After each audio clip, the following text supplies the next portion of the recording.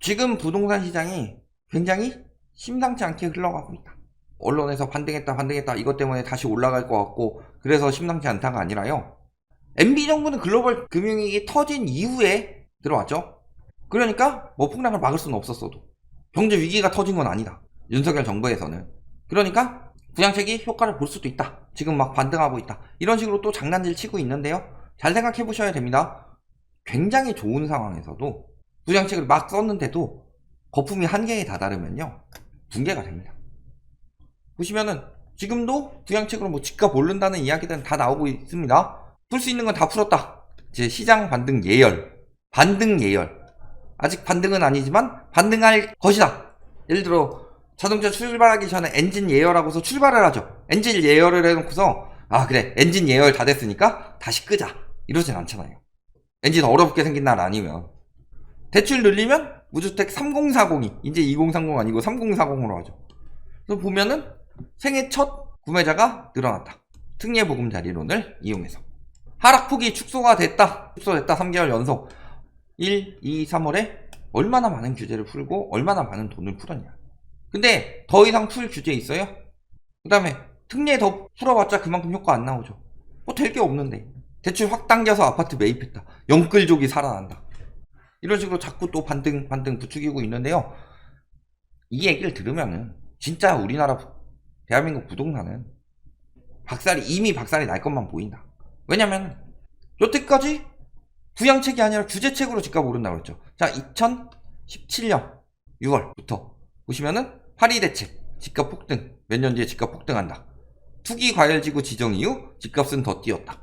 9.13 대책에도 기록적 상승한다. 규제가 집값 폭등 불렀다. 전문가 50인 긴급 설문. 이 사람들은 부동산 전문가라고 표현해주면 안 돼요. 부동산 이해관계자들. 긴급 설문을 했더니 규제가 폭등 불렀다 놓고서 이제 와서는 완화가 폭등 불렀다고 이야기를 하고 있죠. 규제, 또 규제. 물량 축소되면서 집값 상승의 부메랑이 됐다. 공급 부족 이야기를 굉장히 그렇게 많이 했었죠. 요즘엔 금리 이야기만 하고. 집값 폭등과 염치 없는 부동산 정책. 25번 실패한 정책이 빚은 참극. 28차례 정책이 집값 폭등 부채질. 집값 폭등 책임 있는 거대 야당, 즉 민주당을 말하는 거죠. 규제 완화 주도해야 한다.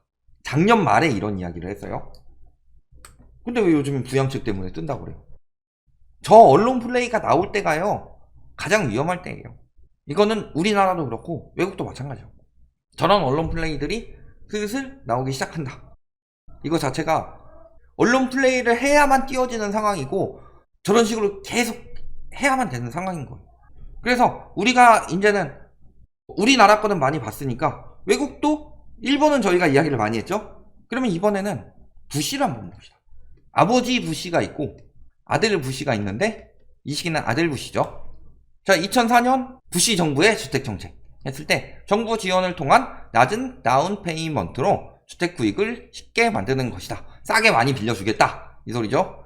저소득층이 이용하는데 문제가 생기더라도 제공한 금융기관이 차압 등을 쉽게 하지 못하게 해서 주택 소유를 지원한다. 이때는 부동산 거품이 없던 시기였어요. 이때부터 집값이 거품이 생겨서 2006년 정점 찍죠. 그때부터 붕괴가 됐는데 그 전에 닷컴버블에서 흘러들어온 자금들이 있고 지금 딱 낮은 다운 페이먼트로 주택 구입을 쉽게 만든다. 뭔가 본 것 같아요. 특례보금자리론이라든가 뭐 이런 거 본 것 같아요. 그 다음에 차압 등을 쉽게 하지 못하게 해 주택 소유를 지원한다는 것이다. 경매 중단이라든가 뭐 이런 것들 비슷한 거 본 것 같아요. 그죠? 어디서 많이 데자뷰가 느껴지지 않아요? 다만 저 때는 막 부양책을 써서 거품이 생길 때니까 올라가긴 쭉 올라갔었죠. 근데 지금은 다르죠. 미국의 가족이 내 집 마련의 꿈을 이룰 때마다 미국은 더 강한 나라가 된다 해서 돈을 오지게 풀었어요.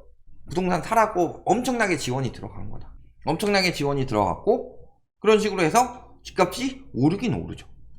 거기에 막 금리도 낮춰주고. 그런데 그러면 경제가 파탄나니까 결국엔 금리가 다시 올라갈 수밖에 없고 거기서 붕괴가 일어났던 거예요. 그래서 보시면은 주택지수가 2004년부터 쭉 올라가죠. 여기서 2006년부터 꺾인 것 같아 보이지만 사실은 2006년부터 미국의 붕괴가 시작되고 있었습니다. 그래서 말이 보인 게 꺾인 거지 실질적으로는 이미 떨어지고 있었다는 거죠. 왜냐면 모든 주택지수는 상승을 하락보다 더 크게 반영을 하기 때문에. 그래서 보시면은 과거 우리나라도 글로벌 금융위기 때 올라간 만큼 버블세븐 다시 다 떨어졌죠. 그런데 그래프 자체가 어떻게 나와요? 이렇게 나오죠. 막상 아파트 그래프 가서 보면 이렇게 나오는데 지수 그래프는 이렇게 나오죠. 그리고 2007년부터 본격 붕괴가 시작되더니 2008년에 베어스턴스 터지고 리먼 브라더스 터지고 하면서 쭉 박살이 나죠. 거의 2011년까지는 돼야지 그때서야 겨우 유지가 된 정도. 그러니까 실질적으로는 2006년부터 떨어졌다고 그랬죠. 2006년부터 2011년까지 한 5년 떨어진 거예요. 아무리 부추겨도 이미 거품이 한계까지 목구녕까지 차올라 있으면요 안 되는 거죠. 그러니까 당시 부시 정부는 어떻게 볼 수가 있느냐, 배고픈 사람한테 밥을 막 먹여가지고 살을 더 찌울 수 있었죠. 근데 지금 윤석열 정부는 어떤 상황이냐, 음식물이 이미 목구녕까지 차올라 왔는데 계속 꾸역꾸역 붓고 있는 거예요. 그럼 곧 토해내겠죠. 그런 상황이다. 그러면 그 이 부시 정부에서 주로 추진하는 정책들이 어떤 정책들이었냐, 어떤 완화 정책들이 얼마나 추진이 됐느냐. 그래서 당시 부시 정부의 핵심 정책을 딱 2007년 기사로 봤을 때 한 가지로 요약할 수 있습니다. 자, 영어로 써있으니까 힘들죠? 번역해보면 뭐다? ABC Anything but 클린턴. 그러니까 클린턴이 하는 것만 아니면 된다. 정책이 나올 때 적이더라도 좋은 거는 갖다 써야 되죠. 그래야 되는데 저쪽의 정책은 저것만 아니면 돼. 저거는 무조건 반대. 이런 식으로 나가다 보니까. 그러니까 당시에 ABC라는 은어가 있었어요. 모든 것이 다 된다. 클린턴만 아니면. 이게 당시에 돌고 있던 유행어였어요. 그 정도로 정책을 함에 있어서 요거는 좀 보완이 필요하고 대신에 요거는 잘못됐으니까 요거는 고치고 이런 형국으로 좀 진행이 돼야지 뭔가 부동산이 떨어질 때도 연착륙을 시킬 때는 어떤 것들은 받아들이고 이게 돼야 되는데 그게 안 되니까 이번에도 드립다 그냥 규제만 풀어버렸죠. 근데 문제는 빨리 살리기 위해서 빨리 풀었죠. 그래서 더 풀 게 없어졌습니다. 이제 뭘로 풀까요? 국회에 계류 중인 것들, 실거주 요건이라든가 요 계류 중인 것들 몇 개랑 그 다음에 강남 3구랑 용산 규제지역 푸는 거, 그 다음에 그 토지거래 허가구역 푸는 거 말고 뭐가 있어요?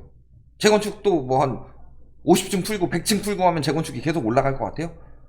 100층 풀면 그 분양은 누가 다 받는데? 공사는 잔뜩 지었는데 그 분양은 누가 다 받을 거예요?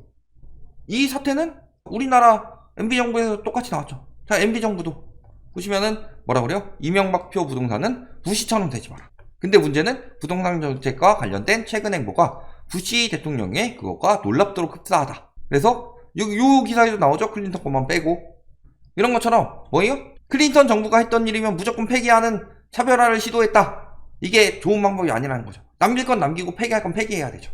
임대차선법 폐기하려나 또? 근데 이번에 효과 나왔으니까 그거는 폐기할 명분이 없죠. 그런데 문제는 똑같이 했다는 거죠. 당시에 Anything but 클린턴 요거랑 우리나라에도 굉장히 비슷한 유행어가 돌았었죠. 이게 다 노무현 탓이다. 그런 유행어가 돌았죠. 다음 정부 때. 그러면서 일종의 밈이었죠. 길 가다가 돌뿌리에 발가락 부딪혀가지고 발가락 찧어도 이게 다 노무현 탓이다. 뭐 이런 식으로 아예 밈처럼 돌았었는데 아예 그런 식으로 만들어버린 거죠. 그리고 노무현 정부가 했던 부동산 정책들을 다 폐기를 했다. 왜 규제 정책이 효과를 못 받느냐? 양도세를 중과를 하면은 사람들이 매물을 안 내놓게 되죠. 왜 안 내놓을까요? 다음 정부가 됐어요? 다음 정부가 같은 당이다. 그랬으면 계속 똑같이 밀고 갈 수도 있는데 그럼 다음 때 다른 사람 찍으면 그거 결국엔 폐지될 거잖아. 그러니까 안 파는 거죠. 양도세 중과를 폐지를 안 하고 양도세 중과는 계속 될 것이기 때문에 떨어지기 전에 팔아라. 이거는 앞으로 몇 년이 지나도 몇십 년이 지나도 바꾸지 않겠다라고 하면요 양도세 중과 때문에 매물이 잠길 일이 없습니다. 근데 그런 것들을 안 좋은 선례로 보여줬죠.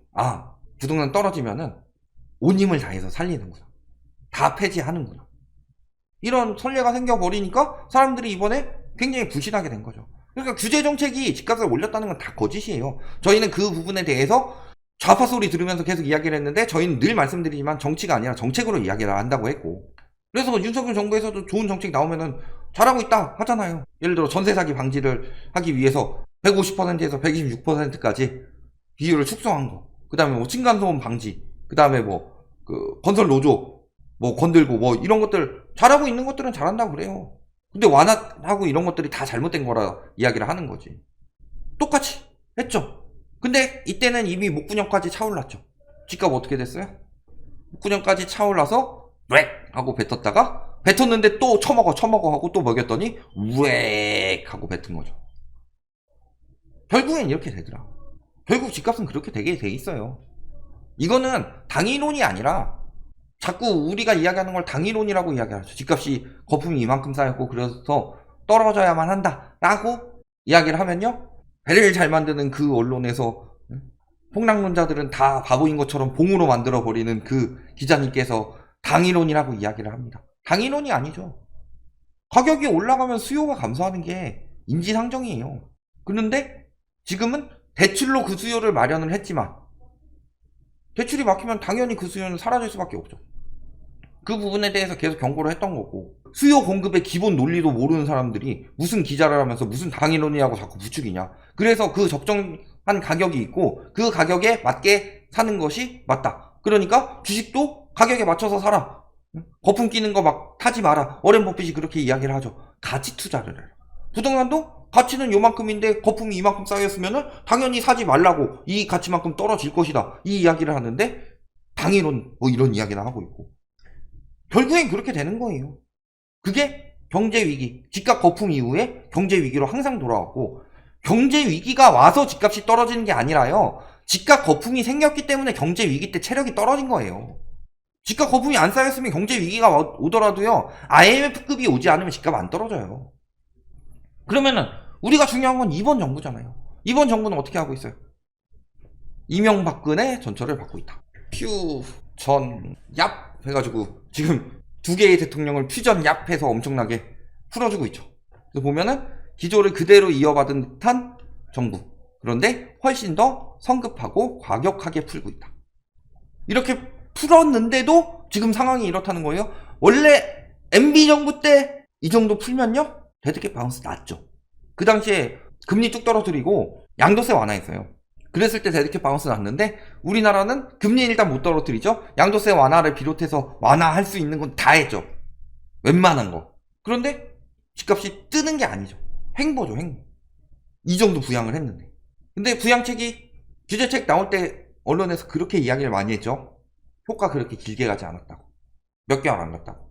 한 3, 4개월 갔었죠. 그러면 완화책일 때도 마찬가지죠. 왜? 이미 심리가 돌아서 버렸고 이미 여력이 안 되니까. 그러니까 지금 다 똑같은데 더 심각하죠. 이런 시대예요. 문재인만 아니면 된다. 자, 그래서 언론에서도 보면은 집값 상승할 땐 문재인 탑, 근데 집값 상승할 땐 윤석열 덕, 이런 식으로 이야기를 하죠. 그리고 임대차 3법이 전세값을 올렸다. 다 작년 기사들이에요. 5년간 41% 상승했다. 문재인 반대로만 한다. 윤석열 부동산 정책은 문재인이 했던 거 다 폐기하는 거. 집값 폭등의 주범으로 다주택자 악마화해서 진영 싸움 만들어서 집값 폭등 만들었다. 난방비 폭탄도 문재인 정부 탓이다. 소득 불평등도 문재인 정부 탓이다. 그 다음에 확장 재정 때문에 나랏빚 늘어난 것도 문재인 정부 탓이다. 펜타닐이 만원 하는 거 마약값이 싸진 것도 문재인 정부 탓이다. 전세 사기 피해도 문재인 정부 탓이다. 이태원 참사도 문재인 정부 탓. 화물연대 파업도 문재인 정부 탓. 경제 상황 악화도 문재인 정부 탓. 한전 적자도 문재인 정부 탓. 건강보험도 문재인 정부 탓. 인플레이션 감축폭도 문재인 정부 탓. 통화 스웨프 재개도 문재인 정부 탓. 다 이렇게 나와. 아니, 그럼 자, 문재인 정부 탓이라고 합시다. 그러면요, 이번 정부는 왜 있는 거예요? 저 탓이라면 저것을 보완해서 좋게 나와야 되는데 좋게 나오는 게 없이 다 폐기하느라고 급급하니까 부작용들이 지금 나오고 있는 거예요. 결국에는 그 부작용이 돌아가서 세수 감소로 들어가죠. 부동산 가격 떨어지는 거 플러스로 거기에 세금도 안 거쳐요. 거기다 보유세까지 깎아줬으니까 세금이 박살이 난 거죠. 그래놓고서 돈 푸는 거는 여기서도 마찬가지로 하고 있다. 그러니까 부동산이 막 부양되고 하고 있는데 문제는 그런 것들 때문에 인플레이션이 안 잡히고 있죠. 그럼 결국에는 나오는 게 뭐냐? 조지 부시 때처럼 나오는 거예요. 아버지 부시는 이라크를 조져부셔해서 조져부셔죠. 아들 조지 부시는 부동산을 조져부셔해가지고 조져부셔죠. 딱 그때보다 더 심각하게 가고 있어요. 거품은 그때보다 심하고 부양책도 그때보다 심한데 전 정부 탓하는 것도 조지 부시 때보다 훨씬 더 심하고 아무리 그래도 뜰 수가 없는 상황입니다. 이것만 보면은 답이 나오죠. 지금이 우리나라 부동산 시장이 얼마나 위험한 시기인지. 부양책으로 뜬다가 아니라요, 부양책을 해도 요거밖에 안 된다. 그러면 부양책에 있는 그 공기는 금방 빠질 텐데, 그러면 그 다음에는 어떻게 되겠느냐? 급격히 떨어지고 잠깐 버텨놓으면은 더 빨리 떨어질 수밖에 없다. 이렇게 되는 거죠.